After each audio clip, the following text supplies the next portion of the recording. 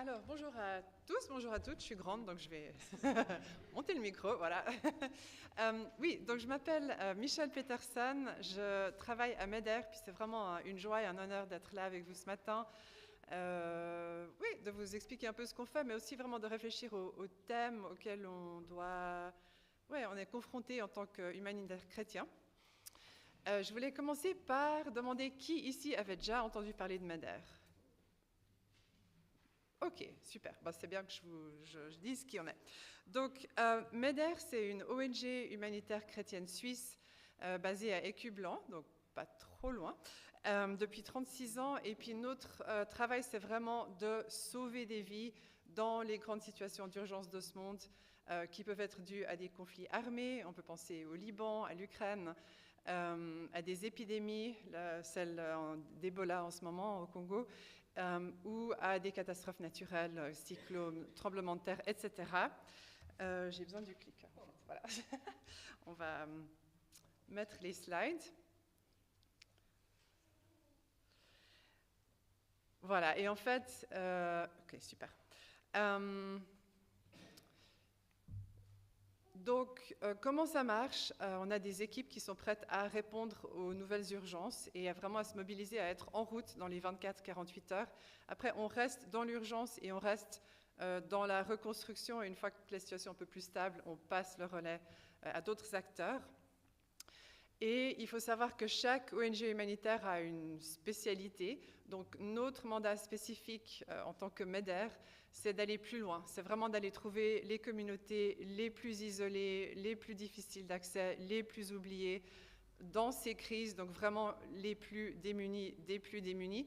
Et comme vous voyez à l'écran, ça veut dire que nos équipes doivent être courageuses, résilientes et aussi créatives avec leur mode de transport.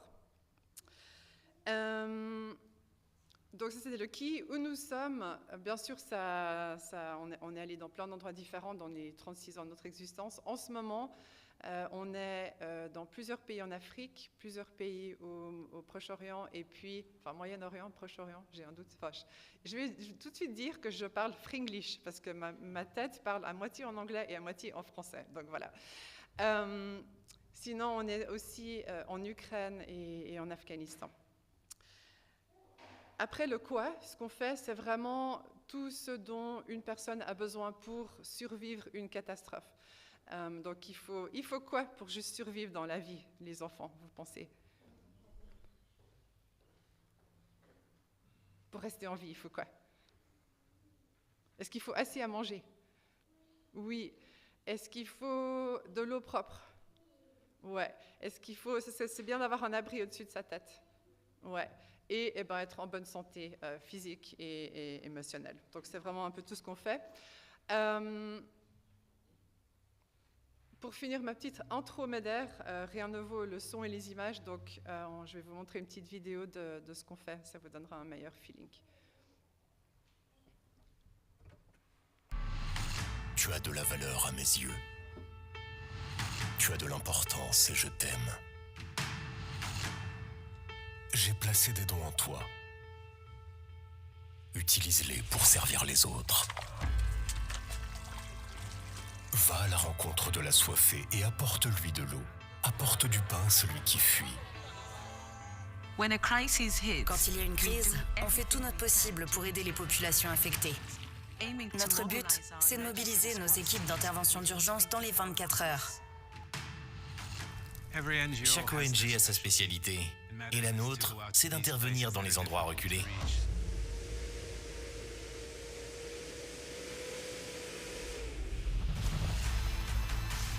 Prends soin des orphelins et des veuves.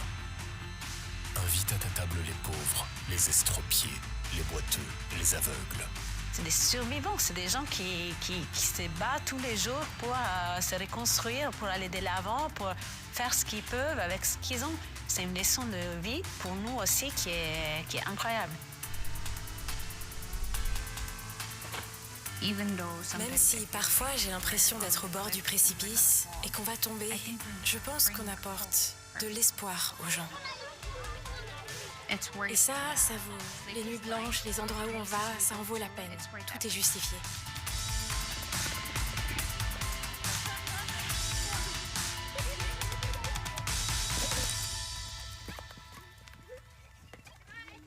Et la dernière chose à dire en mini-intro MEDER, c'est qu'on est vraiment connu pour être une des ONG suisses les plus efficaces dans leur gestion de dons. Donc, très fière de travailler pour MEDER et de savoir que ce que je fais, ça a vraiment un impact dans les contextes les plus difficiles de ce monde. Donc, le thème de cette matinée, ça va être celui de personnes qui doivent fuir, parce que c'est souvent des populations avec lesquelles on travaille, pas toujours. Et vous allez être invité à vraiment vous glisser dans la peau d'une personne qui doit fuir, pour que ce qu'on voit aux nouvelles, ces histoires qui sont peut-être assez lointaines, deviennent plus concrètes pour nous, et aussi pour nous vraiment nous rapprocher du cœur de Dieu, et comme Virginie l'a dit, de découvrir un peu plus ce Dieu qui se soucie des plus vulnérables dans ce monde. Pour introduire le thème, je vais, au lieu de juste vous expliquer la situation des personnes en fuite dans ce monde, je vais vous quizer. Donc, je vais vous poser quelques questions, et quand vous pensez que c'est la bonne réponse, vous leverez votre main. Donc, la première question, c'est combien de versets pensez-vous qu'il y a dans la Bible qui parlent de pauvreté, de justice et de miséricorde? Est-ce que vous pensez que c'est plus de 2000? Ok. Plus de 360? Plus de 5600? Non. Ou plus de 15? Ok, donc il y a plusieurs devinettes. Donc après, ça dépend bien sûr des recherches qu'on fait, mais ça varie entre 2000 et 3000 versets dans la Bible qui parlent de ce thème. Voilà. Combien de personnes, pensez-vous, sont déplacées de force dans le monde aujourd'hui? Quand on pense aux personnes qui sont déplacées de force, il y a deux catégories. Il y a les réfugiés, donc ça c'est ceux qui fuient et qui doivent traverser une frontière. Et il y a les personnes qui sont déplacées de force à l'interne de leur pays. Donc, combien en total de personnes sont déplacées de force aujourd'hui? Est-ce que vous pensez qu'il y a plus de 5 millions? Plus de 50 millions? Plus de, j'ai de la peine à dire, 90 millions? Ou plus de 123 millions? Donc oui, c'est plus de 123 millions. L'estimation, c'est que d'ici la fin de cette année, ce sera plus de 136 millions. C'est des chiffres tellement énormes qu'on a de la peine à se les représenter, mais ça veut dire que c'est l'équivalent de toute la Suisse, toute l'Allemagne, toute l'Autriche et tous les Pays-Bas qui sont en fuite aujourd'hui. Et si vous regardez la courbe, qui était assez stable jusqu'à 2011-2012, dans les derniers 10 ans, elle a vraiment pris l'ascenseur. Donc c'est vraiment une thématique pour aujourd'hui. Dans quel pays est-ce que vous pensez que le plus grand nombre de personnes ont été déplacées au cours des 2 dernières années? L'Afghanistan, la Syrie, l'Ukraine, le Soudan ou RD Congo. Ouais. Donc en fait, c'est tous des bonnes, c'est tous des pays où il y a beaucoup de gens qui sont en fuite. Le Soudan, c'est celui qui a le plus de personnes déplacées, et c'est aussi le plus grand contexte humanitaire au monde maintenant, et en fait jamais vécu au monde. Et après, à quand remontent les plus grands déplacements de personnes dans l'histoire? Est-ce que vous pensez que c'est environ 1500 avant Jésus-Christ, 500 après Jésus-Christ, après la Deuxième Guerre mondiale ou au XXIe siècle? Ouais, c'est vraiment aujourd'hui. Et finalement, donc comme j'ai dit, il y a entre 2000 et 3000 versets, j'en ai choisi un, mais un qui nous parle beaucoup à MEDER. Je vais te demander de le lire. J'avais faim et vous m'avez donné à manger, j'avais soif et vous m'avez donné à boire, j'étais un étranger et vous m'avez accueilli, j'ai été nu et vous m'avez vêtu, j'ai été malade et vous m'avez visité, j'étais en prison et tu es venu à moi. Ok, est-ce que vous pensez que c'est dans le livre de Jérémie, de Éphésiens, de Matthieu ou de Habakkuk? Vous connaissez bien votre Bible, oui. C'est Matthieu 25-35, et c'est tout un passage qui vaut la peine de lire. Ok, super. Donc, on va passer à ce jeu interactif, mais ce n'est pas un jeu haha, c'est vraiment une invitation à vous mettre, à vraiment prendre sérieusement le rôle que vous allez choisir et à prendre sérieusement les activités, enfin ce que je vais vous proposer de faire. Pour commencer, quelques petites mises en situation. Donc, les enfants, enfin tout le monde, imaginez que qu'une catastrophe est arrivée, vous devez fuir.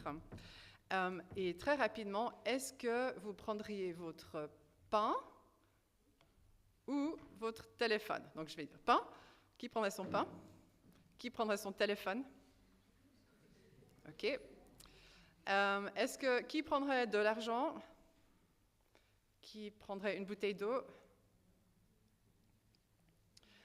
Et qui prendrait ses photos de famille? Ou son passeport ou sa carte d'identité? Une couverture? Ou sa peluche? Ou si vous deviez choisir entre votre animal de compagnie ou une veste chaude. C'est pas facile, hein? C'est des choix, pas faciles. Donc, je vais vous expliquer le jeu et comment ça va marcher, et puis après, vous vous mettrez en groupe entre 4 à 7. Donc, je vais vous présenter une famille syrienne. Je vais vous présenter chaque membre de la famille. Et ce que vous ferez une fois que vous irez en groupe, c'est que chaque personne va va prendre le rôle d'une personne de cette famille. Je réfléchir à ce que je vais vous dire maintenant ou après. Je vais vous le dire maintenant. Donc, vous faites des groupes de 4 à 7. Donc, il y a 7 membres dans cette famille, mais vous n'avez pas besoin d'être 7, vous pouvez être moins. Je vous encourage de mélanger enfants et adultes. Et après, ce qui sera important, c'est de retenir qui vous êtes, mais aussi combien de kilos vous pouvez prendre. La dernière chose que je vais dire, c'est qu'une fois que vous commencez vos activités, quand vous m'entendez parler, c'est le signal que c'est la fin de cette activité et que vous m'écoutez de nouveau et on passe à la prochaine chose. Donc, les membres de cette famille syrienne. D'abord, il y a le grand-papa, Ahmed, qui vient d'Alep et qui peut porter 15 kilos. J'ai besoin d'aller prendre des lunettes. La grand-maman, Roaïda, qui peut porter 10 kilos. Le papa, Moussa, qui est dentiste et qui peut porter 20 kilos. La maman, Gada, ils ont 3 enfants, elle peut porter 12 kilos. Le fils, sa mère, qui a 14 ans, qui aime jouer au foot et qui peut porter 10 kilos. Son petit frère, Hassan, qui peut porter 6 kilos. Et finalement, la petite sœur, qui a 3 ans, qui aime son chat et qui peut porter 1 kilo. Donc, voici tous les membres de la famille. Donc, je vous invite maintenant à vous regrouper en groupe de 4 à 7. Vous pouvez bouger vos chaises. Et une fois que vous avez chacun choisi votre rôle, levez la main, comme ça je sais que vous avez fait ça et qu'on est prêt à passer à autre chose. Donc, vous avez 2 minutes.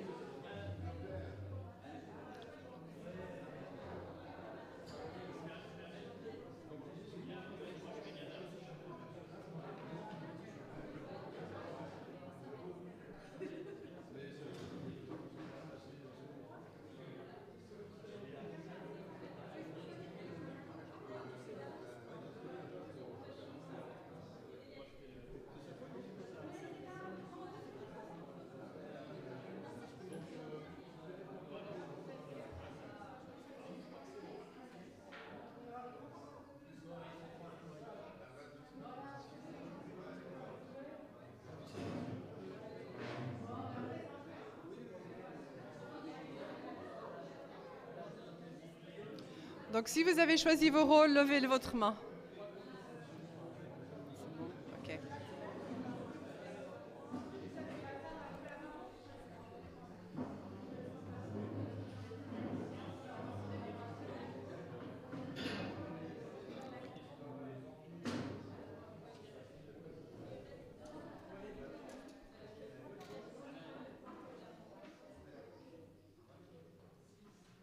Ok, tout le monde a choisi son rôle, vous êtes tout bon? Ok, super. Donc, imaginez que vous êtes en famille, vous habitez tous ensemble, vous dormez et vous vous réveillez parce qu'il y a une catastrophe qui arrive et que vous devez fuir.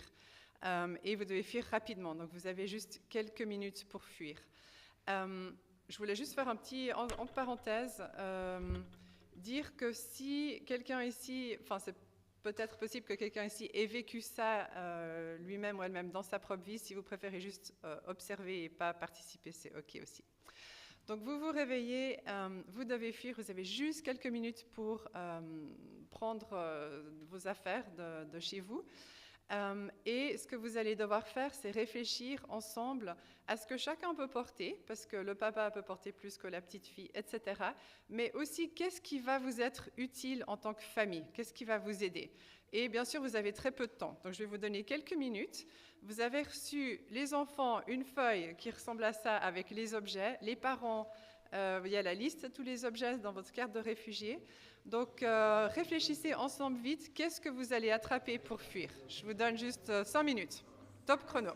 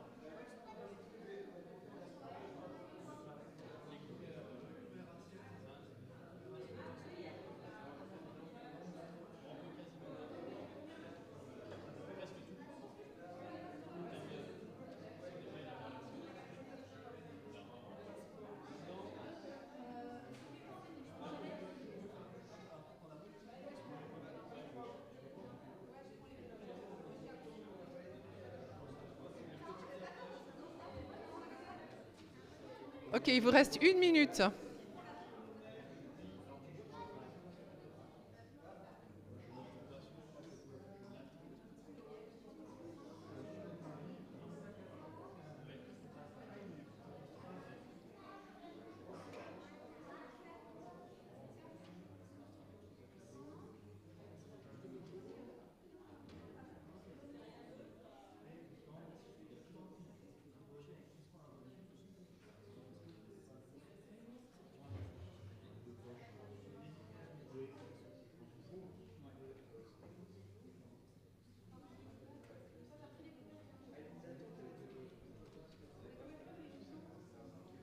Il vous reste 30 secondes.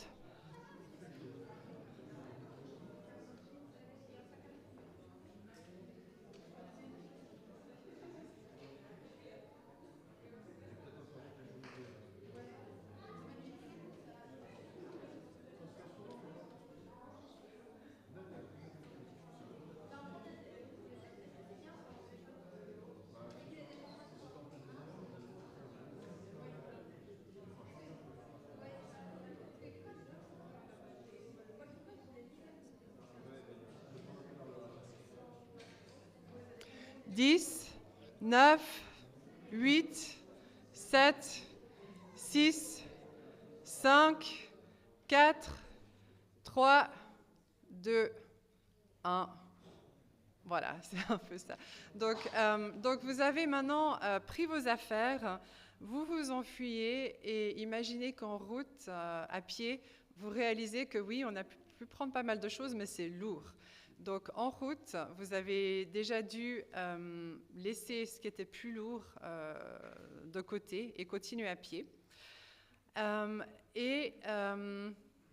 Maintenant, je vais vous donner une deuxième partie d'un challenge que vous rencontreriez si vous viviez cette histoire. Donc, vous avez couru toute la journée, vous êtes fatigué, vous avez faim, il commence à faire nuit. Vous trouvez une maison, un hangar abandonné. Ça, c'est une maison en Ukraine, mais au Liban, en Syrie, il y a aussi la neige. Vous décidez d'y dormir pour la nuit. Donc, le toit semble solide, mais les fenêtres sont cassées. Une tempête de neige se prépare, le vent rentre dans le bâtiment. Vous avez entendu dire que de l'aide est en route, mais vous ne savez pas quand elle arrivera. Donc, comment allez-vous affronter cette situation? Comment allez-vous passer la nuit avec ce que vous avez réussi à prendre en pensant que ce qui était le plus lourd, vous l'avez déjà éliminé en route? Donc, je vous donne quelques minutes pour réfléchir ensemble. Comment vous allez faire ça en tant que famille?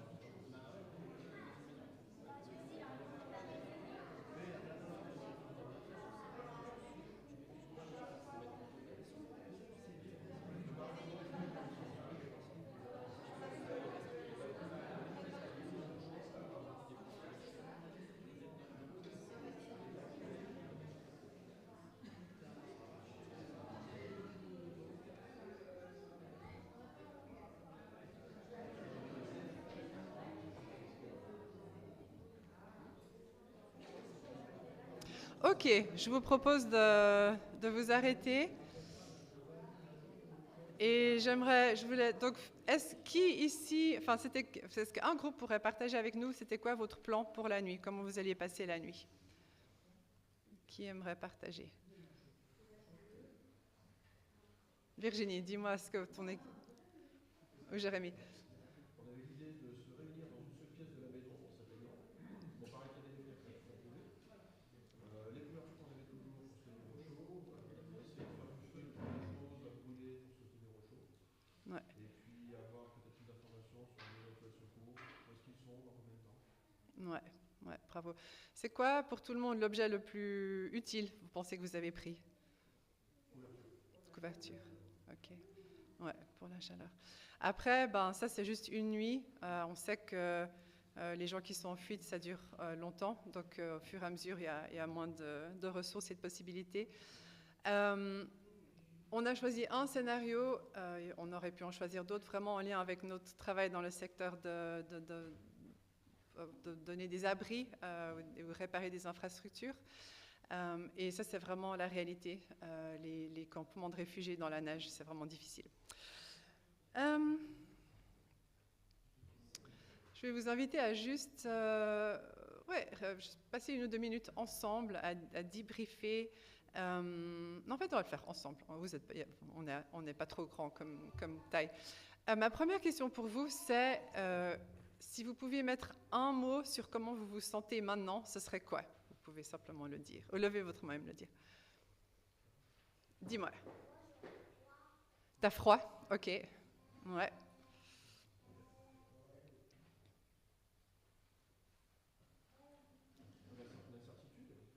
Incertitude. Mhm.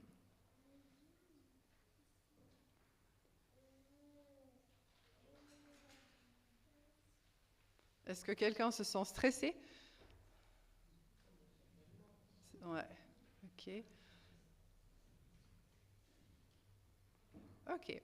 Ben, je vous propose de prendre juste 1 minute dans votre petit groupe et puis réfléchir à 1 ou 2 des questions qui sont à l'écran et puis après on continuera.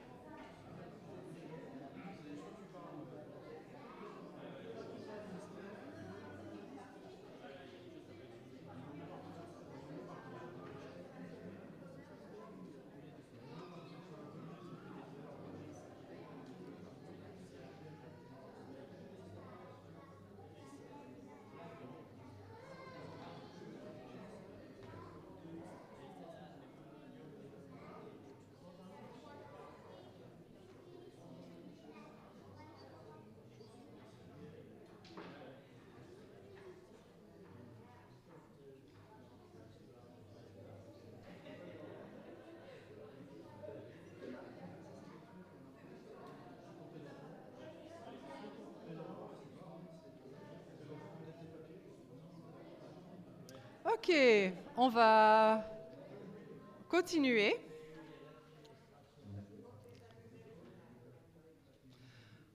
Voilà, donc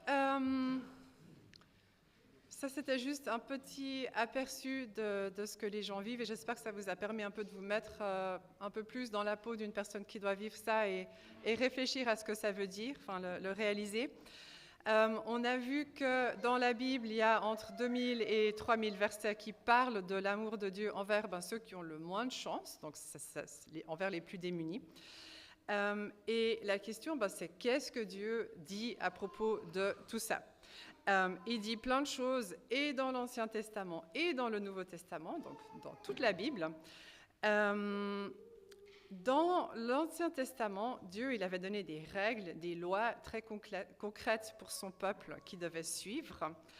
Il y avait certaines lois qui étaient vraiment pour que le peuple d'Israël prenne soin de ceux qui ont le moins de chance. Spécifiquement, dans Deutéronome et Lévitique, c'est les livres où il y a un peu les règles, les lois pour le peuple d'Israël. Il y en avait une qui disait que quand les agriculteurs récoltaient leurs champs, ils ne devaient pas tout ramasser. Je ne sais pas, qui ici a un jardin? Voilà.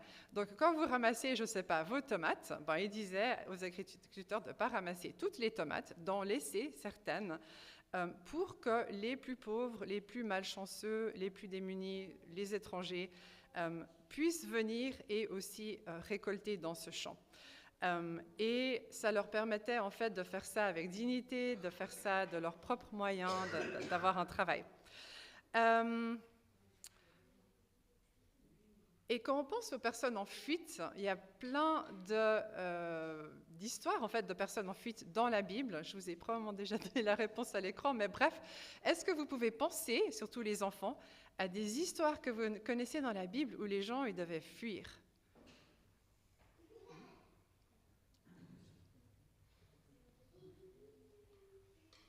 Ils devaient s'enfuir. Ou les adultes, vous pouvez aider les enfants.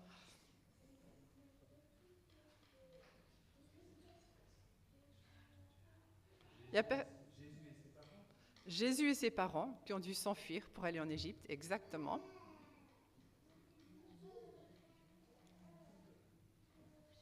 D'autres idées? Il y a en fait Ruth. Ah oui, dis-moi. Le peuple d'Israël, oui, exactement. Il a aussi dû fuir plusieurs fois, où il a été forcé d'être déplacé plusieurs fois. Ouais. Et il y a l'histoire de Ruth et Naomi. Et c'est cette histoire sur laquelle on va se concentrer ce matin. Donc, est-ce que vous vous rappelez pourquoi Naomi, au début de l'histoire, elle doit quitter Israël? Vas-y. Il n'y avait rien à manger. Voilà, il y avait une famine. Exactement. Donc, on va écouter l'histoire de Ruth et Naomi.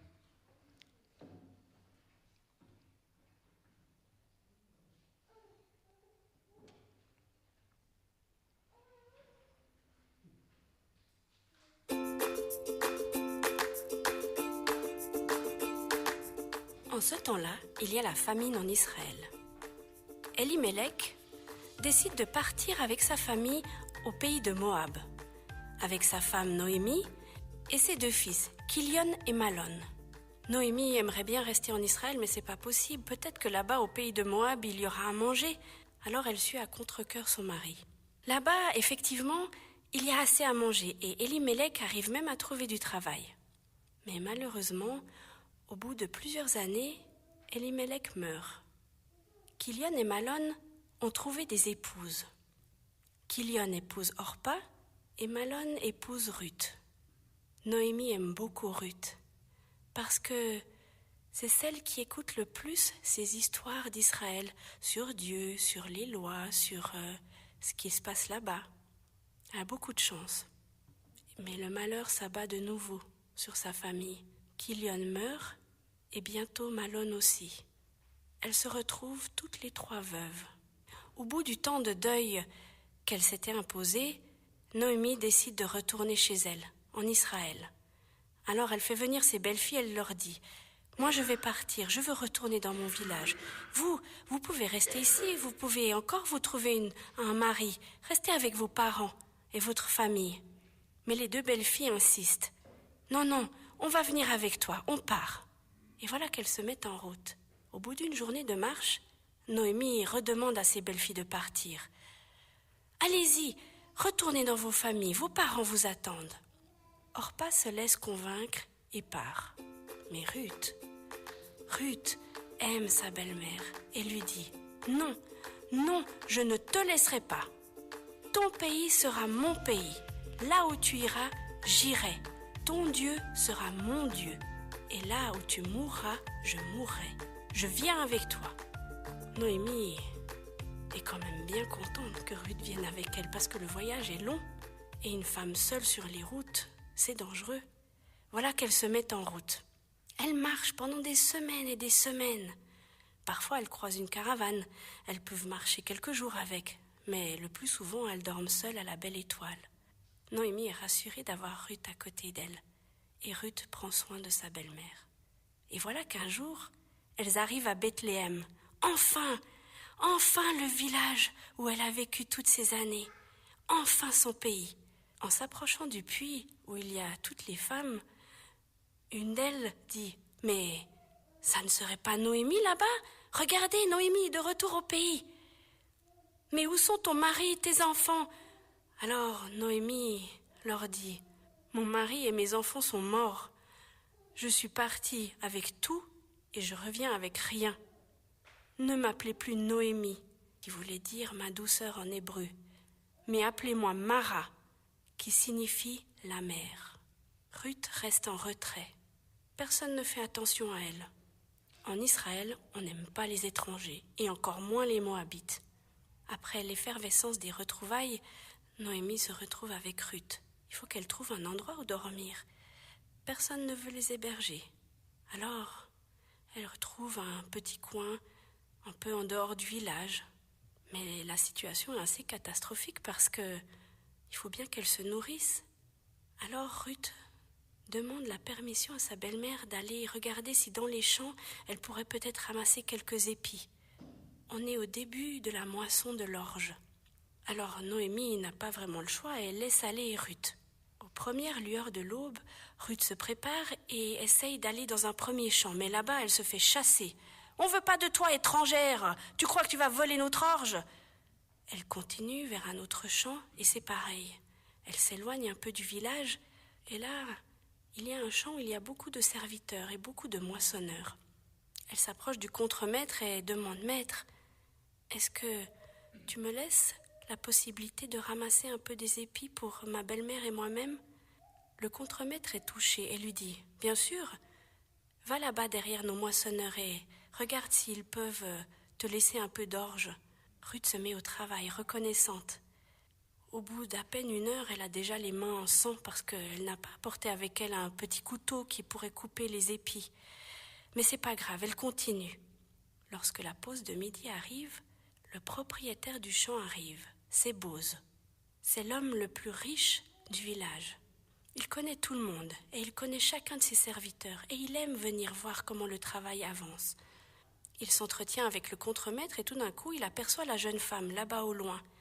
Il ne la connaît pas et il demande « Mais qui est-ce » Le contremaître lui dit « C'est Ruth, tu sais, la belle-fille de Noémie, celle qui est revenue au village qui était au pays de Moab. » Boz est touché par Ruth parce qu'il la voit travailler courbée sous le soleil de midi. Il s'approche d'elle. C'est pas une femme qui est vraiment belle, mais elle a quelque chose dans le regard qui touche Boz, comme si c'était du courage, de la détermination, quelque chose que les autres femmes n'ont pas. Il se présente et dit à Ruth « Écoute, je sais qui tu es. Ne va pas glaner dans les autres champs. Les prochains jours, tu viendras ici et je demanderai à mes moissonneurs de te laisser un peu plus d'épis que d'habitude. » Ruth est débordante de reconnaissance. Elle va enfin pouvoir trouver à manger pour elle et sa belle-mère. Lorsque le soir arrive, elle rentre et elle... Ok, on va s'arrêter là, mais si vous voulez la suite de l'histoire, la vidéo elle se trouve sur BibleTube Enfant. Voilà. Est-ce que vous aviez déjà pensé au fait, certains de nous on connaît cette histoire vraiment bien, que Naomi, c'était vraiment l'équivalent de réfugié moderne. Et dans la Bible, le mot réfugié, il n'existe pas, parce que c'est vraiment un nom moderne. Mais c'était ça, c'était une personne qui avait dû fuir parce qu'il fallait qu'elle trouve à manger et qu'elle a dû aller, en fait, traverser une frontière, aller dans le pays voisin, mais qui était le pays ennemi en plus. Et ensuite, elle est revenue. Et heureusement que Dieu avait mis en place ces règles pour s'occuper des plus démunis. Et heureusement que Boz, il avait à cœur de suivre ces règles. Et si on continue l'histoire, on sait que Ruth, elle a eu un impact direct dans la lignée de Jésus, donc dans l'histoire, dans notre histoire aussi. Donc, en pensant à Boz, je suis curieuse et je voulais savoir si quelqu'un ici possède un champ. Une personne, ok, bravo. Souvent, il n'y a personne. Peu de nous, aujourd'hui, possèdent un champ. Mais peut-être qu'aujourd'hui, nos champs, ils ressemblent à autre chose. Je ne sais pas, j'arrive pas à avancer.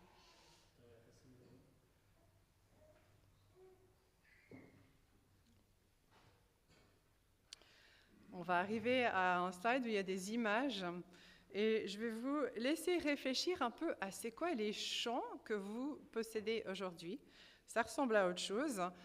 Et ça, et quelles seraient les personnes qui auraient besoin de glaner dans nos champs. Et on va faire ça, on va prendre un petit moment de silence, de méditation, de prière, avec de la musique, pour réfléchir à c'est quoi nos chants et peut-être comment est-ce que Dieu m'appelle à partager mes chants et à qui autour de moi. Donc je vous invite à juste fermer les yeux, prier et méditer sur ça.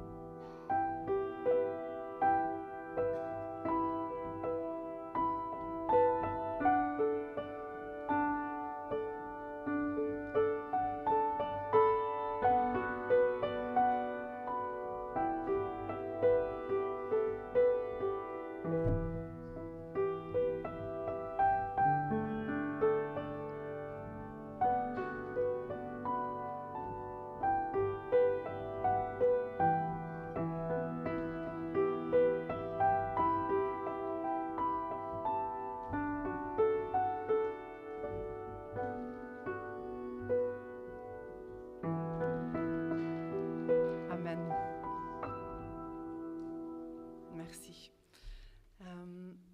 Voilà, c'est d'autres images qui peut-être peuvent vous inspirer aussi. Réfléchir à penser à la souffrance dans ce monde, mais aussi à la souffrance dans nos propres vies, c'est des sujets lourds. Et comment est-ce que, en tant que chrétien, on gère ça? Pourquoi Dieu y permet à ces situations d'arriver dans le monde et dans nos propres vies? Bon, là, ce serait le thème d'un autre culte. Mais à MEDER, on revient beaucoup à ça, bien sûr, parce qu'on est confronté à des situations vraiment très, très difficiles. Et en tant qu'humanitaire chrétien, on peut revenir vraiment aux promesses que Dieu nous donne dans la Bible, tout plein, mais une pour sûr que quoi qu'il nous arrive dans la vie, quoi qu'il se passe dans ce monde, quoi qu'il soit difficile dans nos quotidiens, on a cette promesse que absolument rien, on va y arriver, enfin il y a un verset qui va arriver, mais vraiment que rien, absolument rien, ne nous sépare de l'amour de Dieu. Et c'est vraiment sur ce point que je voulais terminer aujourd'hui et ensuite passer à la louange, en sachant qu'on a cette chance de se tourner vers un Dieu qui aime et qui se soucie de ce monde. On connaît la fin de l'histoire, on a de l'espoir là-dedans, mais on a aussi l'assurance, voilà, que Dieu est avec nous chaque jour, quoi qu'il nous arrive. Donc je vais laisser la place à la louange.